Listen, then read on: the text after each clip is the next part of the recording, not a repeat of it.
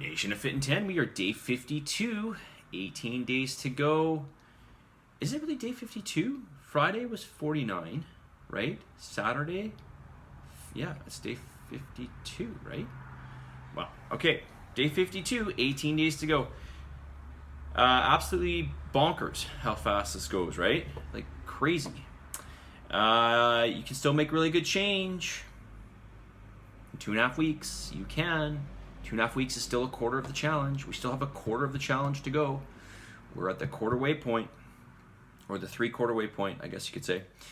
All right. Okay, we're going to get to another myth here just quickly, and I do want to answer more questions today. So I'm going to be really pretty fast about this. All right, here is the myth. Well,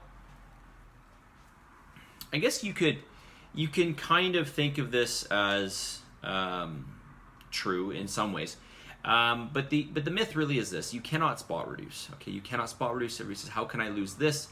Whatever, fat in the back of the arms, fat around the stomach. How do I target this? You cannot target it. You can, however, well, you can target it in the fashion. Okay, so let me explain. I always jump ahead, but let me explain when we're saying target a certain area. Usually people are talking about, or in this case I'm talking about fat loss in a certain area. Losing fat. But you cannot target losing fat in an area, but you can develop an area more. So you can add muscle to an area. You can develop an area more by training it more, as would be one way. And then, even if you don't lose any body fat, the ratio of fat to, let's assume that the fat stays the same amount there, the ratio of muscle to fat in the area changes and it looks leaner. It looks leaner, okay? This is really how toning the, people say, oh, I feel like I look more toned. This is really what's happening. You're adding a little more muscle to that area. The change in the ratio of muscle to fat in the area is changing. So, again, the body fat percentage in that area, if you wanted to call it that, the body fat percentage in the area is decreasing. The body fat is probably not decreasing, okay? So it could be as well. But if you just added muscle, then obviously your body fat percentage is going to come down. Your ratio, right? That is your ratio of muscle to fat goes up, right? More muscle to fat, your body fat percentage goes down. You look leaner, even though your fat stays the same. Okay, so you can do that. You cannot spot reduce. You cannot just say, okay, I'm going to lose fat in my stomach by doing abdominal work or something. No, it's not going to happen. Okay, fat sits where it does. If you want to lose fat, well, you've got to do basically what you're doing right now, right? Eat a little bit less, maybe train a little bit more, or I should say or train a little bit more. Okay, everything's all relative, of course, right? Okay,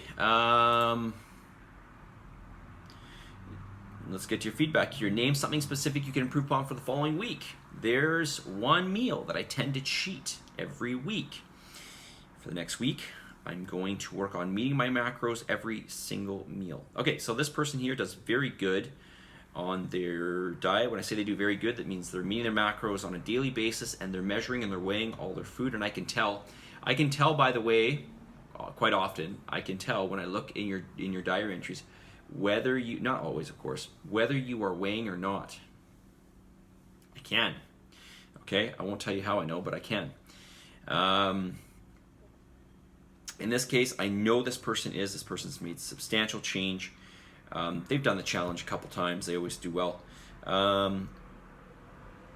Yeah, this one cheat meal can throw you off. Okay, now if you're having a cheat meal and it's adding 100 calories, if you even that out all throughout the week, yeah, it's not going to be that much of a big deal, right? But if you're somebody like me, when you have a cheat meal and it turns out to be 2,000 calories or something, this is going to really hurt you big time, okay? And I was just reminded I was on a little getaway about maybe 5 or 6 weeks ago. No, longer than that. It was a little over 2 months ago. Anyways, doesn't matter. And I was having cheat meal, and I said, you know what? I was in a store. I'm like, I'm gonna get some chips. I have not had chips in probably 15, 20 years. So I'm gonna get some chips. And so I bought some salt and vinegar kettle chips. I think they're called kettle chips. And brought them home, and or I was away at the time. Ate them, and I went through that bag. Well, I shared the bag, but it was one of those big bags, and I was like, it felt like I ate nothing. Like it felt like I was like, really? I only got a little bit of chips. And I'm like, oh, let's just look at the calories in the back. I ended up eating over 600 calories. I couldn't believe it. I was like, 600 calories? I felt like I ate nothing. Like I felt like I ate absolutely nothing, okay? By the way, that's equivalent to like a 12 ounce calorie-wise, not nutrient-wise. That's equivalent to like a 12-ounce lean steak. A 12-ounce lean steak. All right, so think about the satiety between those two things.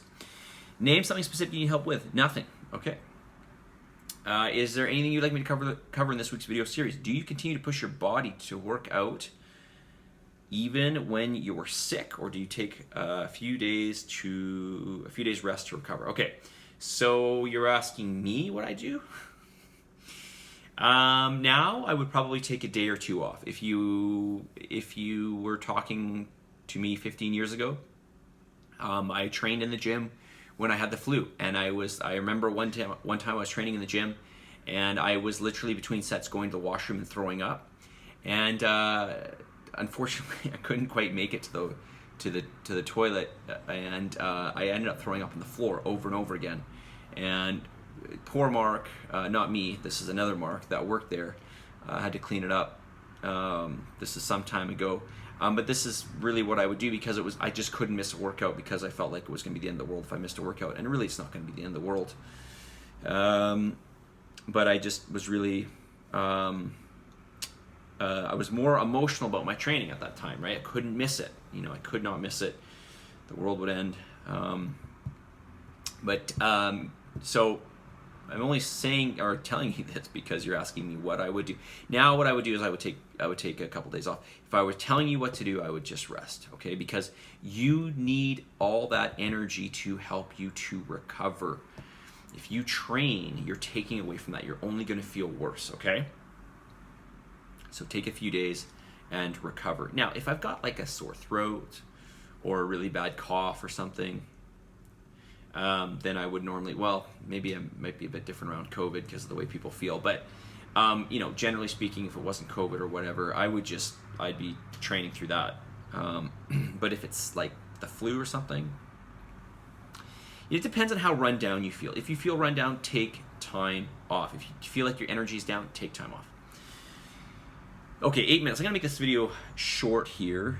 Well, let's just read the last question here, but I probably won't answer it. I felt like a blob this past week because I was not feeling well. I wasn't able to push myself to the max, and I feel like I wasted a week. My cardio struggled as well. Aside from not feeling well, the time of the month really put me back. I feel like being a female in this challenge makes it more difficult to win. All right, well, in terms of winners, when we look at whether they're male or female, honestly, I'd have to go back, but off the top of my memory, it's about 50-50. It's about 50-50. It might be slightly skewed towards male, but, again, there's only two sexes. I'm not offending anybody by saying that, but there's really only two sexes, right? So we've got a 50-50 here, and so they're always going to be close. We can't certainly expect it to always be 100% 50-50. But it is close. I know that for sure. It's close.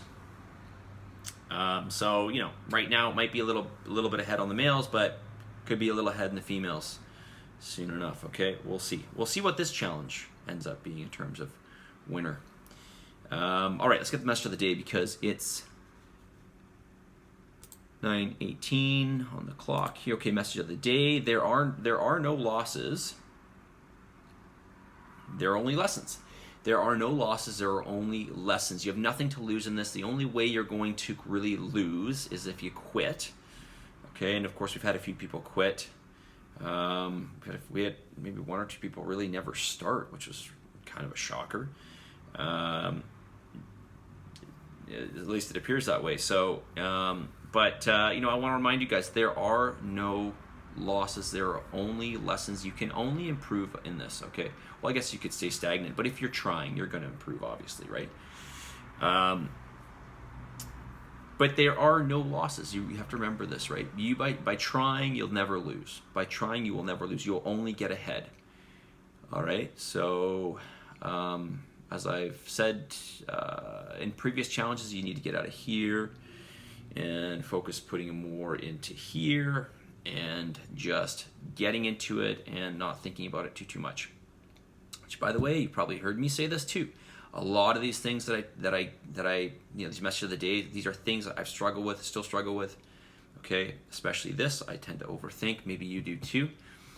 But just get moving and just get into it. Don't worry about not succeeding. Just know that you will if you try. To some degree, you will, and the closer you are to, at least in this challenge, what I tell you to do, the better off you'll be. All right. Positive energy, positive vibes, believe in yourself, for the love of God, give some gratitude. I'll talk to you all very soon. See you guys.